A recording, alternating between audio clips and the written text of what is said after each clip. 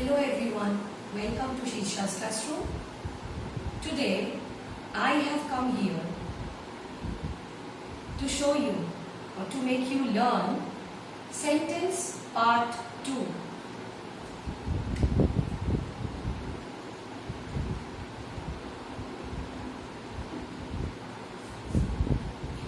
প্রথমেই বলি আমার চ্যানেলকে সাবস্ক্রাইব করতে হবে, আমার চ্যানেলকে লাইক করতে হবে আর সাবস্ক্রাইবের পাশে যে বেল আইকন আছে ওটাকে প্রেস করতে হবে আর আমার চ্যানেলকে অনেক ভালোবাসতে হবে। So today I have come to make you learn and to make you understand sentence part 2. আগের দিন আমি শিখিয়েছিলাম যে সেন্টেন্স কাকে বলে বা সেন্টেন্স বলতে আমরা কি বুঝি।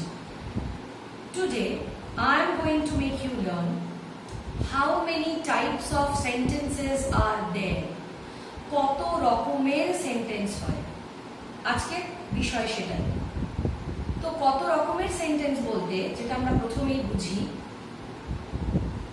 আমরা একই রকম কথা কিন্তু প্রত্যেকদিন বলি না, কারণ আমাদের জীবনে যে ইমোশনস গুলো আছে অর্থাৎ যে আবেগগুলো আছে, যেমন সাধারণ কথা, ভালো লাগা, দুঃখ, রাগ, অভিমান, জেতার আনন্দ, উল্লাস, কাউকে কোনো কিছু আদেশ করা, উপদেশ করা, এই সমস্ত রকমের এক্সপ্রেশন নিয়ে কিন্তু আমাদের দৈনন্দিন জীবনের কথাবার্তা বলা।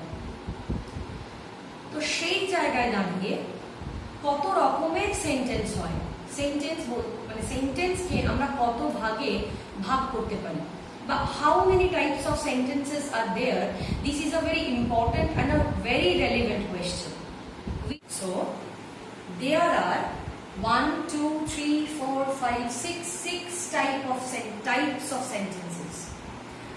মোটের ওপর 6 রকমের সেন্টেন্স হয়, অর্থাৎ অ্যাসার্টিভ, যাকে আমরা বলি স্টেটমেন্ট। স্টেটমেন্ট কথার মানে হচ্ছে বিবৃতি, অর্থাৎ যে কোনো বিষয় সম্বন্ধে আমরা সাধারণভাবে যে কথা বলে থাকি, যেমন he goes to school. He goes to school. সে স্কুলে যায়। This is a statement. Number 2, negative, অর্থাৎ নেগেটিভ স্টেটমেন্ট, মানে যে সেন্টেন্সে আমরা নো বা নট ইউজ করব সেই সেন্টেন্সকে আমরা বলছি নেগেটিভ সেন্টেন্স। যেমন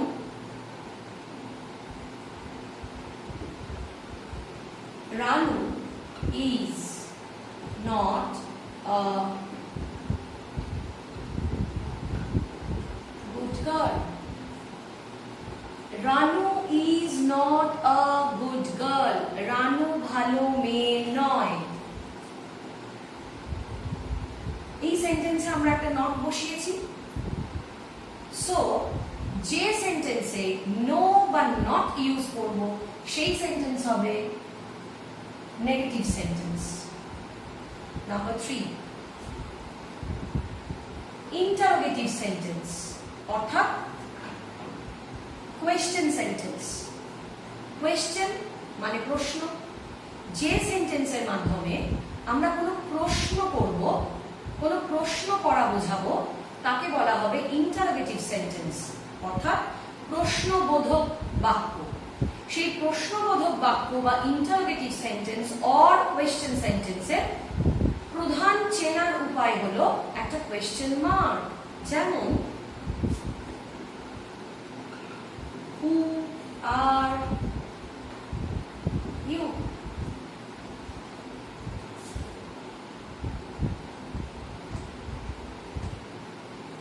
Who are you?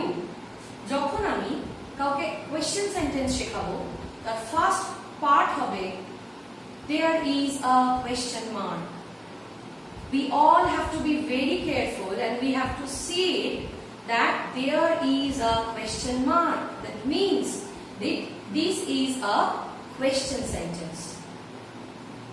Number 4, this is an imperative sentence. Imperative sentence means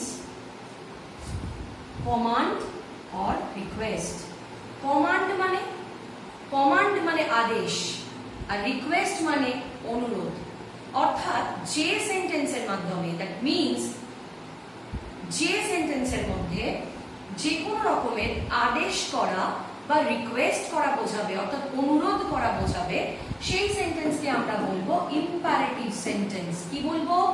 imperative sentence. দুটো এক্সাম্পল দেব। Number 1, open the door. Number 2,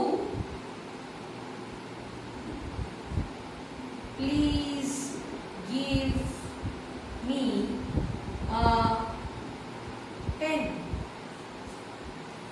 So, open the door.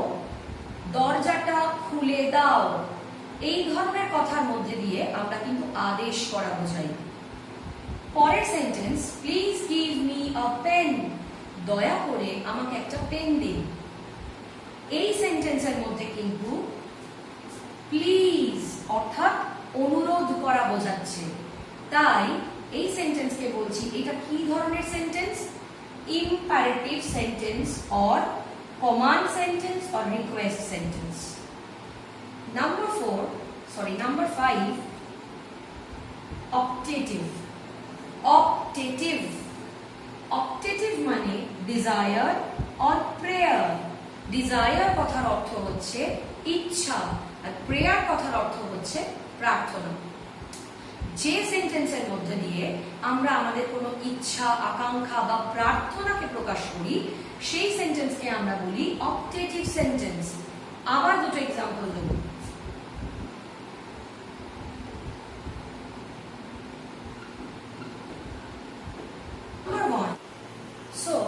Number 5, optative, desire or prayer.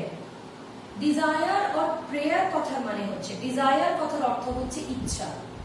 যে সেন্টেন্সের মাধ্যমে আমরা নিজেরা নিজেদের মনের ইচ্ছা বা আকাঙ্ক্ষাকে প্রকাশ করি, অর্থাৎ উইশ ইউ গুড লাক, তোমার ভাগ্য সহায় হোক, অর্থাৎ তোমার জন্য আমি ভালো কিছু ইচ্ছে করছি, তোমার জন্য আমি ভালো কোনো আকাঙ্ক্ষা করছি। Wish you a very very happy birthday, আমরা বলি না?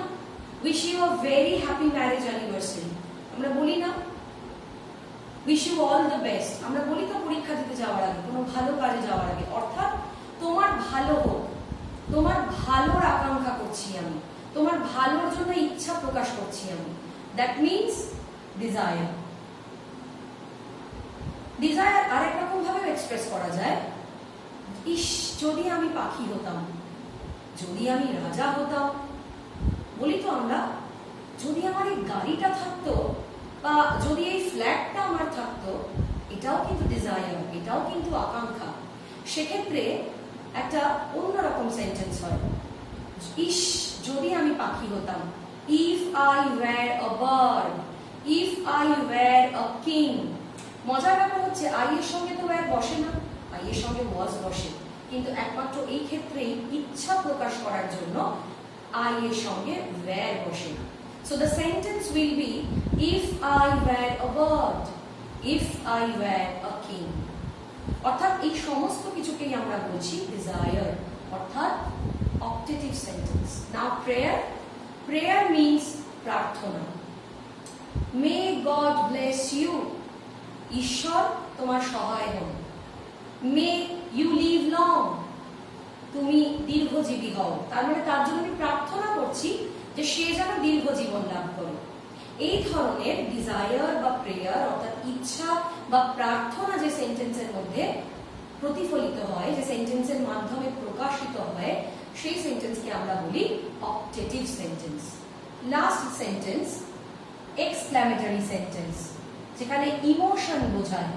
ইমোশন রাগ, দুঃখ, অভিমান, ভালোবাসা, উল্লাস, হতাশা, কষ্ট, যন্ত্রণা সবটাই কিন্তু ইমোশন অর্থাৎ আবেগ। যে সেন্টেন্সের মাধ্যমে বা যে বাক্যের মাধ্যমে আমাদের আবেগ প্রতিফলিত হয় বা আবেগ প্রকাশিত হয়, সেই সেন্টেন্সকে আমরা বলি এক্সক্লামেটরি সেন্টেন্স। এক্সক্লামেটরি সেন্টেন্সকে চেনার আর একটা উপায়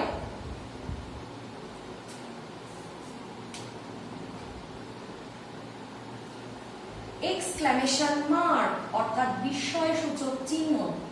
এই যে এক্সক্লামেশন মার্ক, যাকে আমরা বাংলায় বলি বিস্ময়সূচক চিহ্ন, এই চিহ্ন দেখেও কিন্তু আমরা এক্সক্লামেটরি সেন্টেন্সকে চিনতে পারি। Alas, he is dead.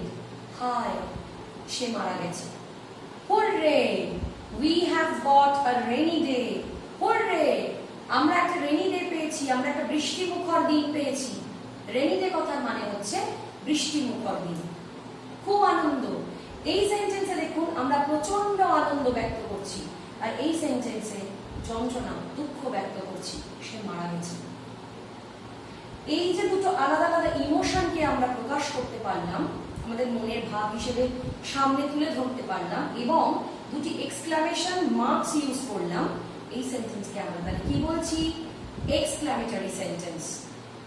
আশা করি বুঝতে আর কোনো অসুবিধা নেই। আমি আরেকবার একটু রিপিট করে দিচ্ছি। তবে হ্যাঁ, তার আগে প্লিজ প্লিজ প্লিজ প্লিজ আমার চ্যানেলকে লাইক করতে হবে, অনেক ভালোবাসতে হবে, সাবস্ক্রাইব তো করতেই হবে, যাতে আমি প্রত্যেক সপ্তাহে যে নতুন নতুন ভিডিওস গুলো আনবো, যাতে তার নোটিফিকেশন সবার আগে আপনার কাছে পৌঁছয়। আর বেল আইকনকে প্রেস করতে হবে, করতেই হবে। আর আমাকে প্রচুর ভালোবাসতে হবে, আশীর্বাদ করতে হবে, যাতে আমি প্রত্যেক দিন আরো ভালো করতে পারি, আপনাদের কাছে আরো ভালো ভালো ভিডিও আনতে পারি। আমি শেষ করার আগে একটু রিক্যাপ করে দিচ্ছি। তাহলে at the end of the day are six types of sentences, অর্থাৎ বাক্য 6 প্রকার। নাম্বার 1 অ্যাসার্টিভ, যেটাকে আমরা স্টেটমেন্ট বলি।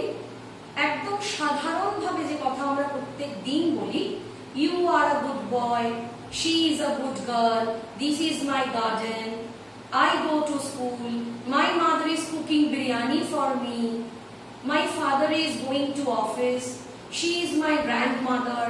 এই ধরনের সেন্টেন্সগুলো, যেগুলো সাধারণভাবে স্টেটমেন্টের আকারে বা বিবৃতির আকারে আমরা বলে থাকি, তাকে আমরা বলছি অ্যাসার্টিভ। নাম্বার 2 নেগেটিভ, অর্থাৎ না সূচক বাক্য। যে সেন্টেন্সে আমরা নো বা নট ইউজ করে থাকি, যেমন আই ডোন্ট হ্যাভ পেন, আমার কাছে পেন নেই। The bird is not flying, পাখিটি উড়িতেছে না। She is not going to school, সে স্কুলে যাচ্ছে না। এই ধরনের যে না সূচক বাক্যগুলো বা সেন্টেন্সগুলো, তাকেই আমরা বলছি negative sentence. Number 3 interrogative sentence or question sentence or প্রশ্নবোধক সেন্টেন্স বা বাক্য, অর্থাৎ যে বাক্যের মাধ্যমে আমরা প্রশ্ন করছি এবং যে বাক্যের শেষে একটা করে কোয়েশ্চেন মার্ক বা প্রশ্নবোধক চিহ্ন থাকছে, তাকে আমরা বলছি ইন্টারোগেটিভ সেন্টেন্স। যেমন are you a boy? What is your name? Who are you? Who is your father? Where is your school? তাহলে এই সেন্টেন্সগুলোর মধ্যে দিয়ে কিন্তু দেখুন আমরা প্রশ্ন করছি, এবং প্রশ্নসূচক বাক্য যখন আমরা লিখবো তখন অবশ্যই তার শেষে একটা প্রশ্নবোধক চিহ্ন আসে। তাহলে এইভাবে আমরা প্রশ্নবোধক চিহ্ন বা ইন্টারোগেটিভ সেন্টেন্সকে চিনতে পারি। নাম্বার 4 ইম্পারেটিভ সেন্টেন্স, অর্থাৎ কমান্ড অর রিকোয়েস্ট। কমান্ড মানে কি? আদেশ। ওপেন দ্য ডোর, দরজাটা খোলো। শাট দ্য উইন্ডো, জানলা বন্ধ করো। Give me a glass of water, আমাকে এক গ্লাস জল দাও। ডোন্ট গো দেয়ার, সেখানে যেও না। Please give me a glass of water, please give me your বুক। অর্থাৎ প্রথম সেন্টেন্সগুলোতে দেখুন আমরা একটা আদেশ, একটা অর্ডার বোঝাচ্ছিলাম কথার মধ্যে দিয়ে, ওখানে যাও, এটা করো, এটা করো না। কিন্তু পরবর্তী সেন্টেন্সগুলোর মধ্যে আমরা একটা অনুরোধ করলাম, please give me a glass of water, দয়া করে আমাকে এক গ্লাস জল দাও। Please give me your book, দয়া করে তোমার বই আমাকে দাও। Number 5 optative, desire or prayer. Desire বা প্রেয়ার, যেটা আগেই বললাম, ইচ্ছা বা প্রার্থনা। Wish you good luck, may God bless you, may you long live, এই ধরনের সেন্টেন্সগুলোর মধ্যে দিয়ে আমাদের ইচ্ছা এবং প্রার্থনা প্রকাশ পাচ্ছে। তাহলে এই সেন্টেন্সগুলোকে আমরা বলছি অপটেটিভ সেন্টেন্স। আর সর্বশেষ সেন্টেন্স এক্সক্লামেটরি সেন্টেন্স, অর্থাৎ বিস্ময়সূচক বাক্য। যে বাক্যে একটি বিস্ময়সূচক চিহ্ন থাকবে এবং আমাদের দুঃখ, কষ্ট, যন্ত্রণা, ভালোবাসা, ভালো লাগা, উল্লাস, আনন্দ, এই ধরনের আবেগ প্রকাশিত হবে, অর্থাৎ ইমোশনস গুলো রিফ্লেক্টেড হবে, সেই সেন্টেন্সকে আমরা বলছি এক্সক্লামেটরি সেন্টেন্স। সো আজকের মতন সেন্টেন্স পার্ট 2 এখানেই শেষ। সেন্টেন্স পার্ট 3 নিয়ে খুব শিগগিরই ফিরছি আপনাদের কাছে এবং আপনাদের অপরিসীম ভালোবাসার অপেক্ষায় থাকলাম। Thank you so very much. Good night.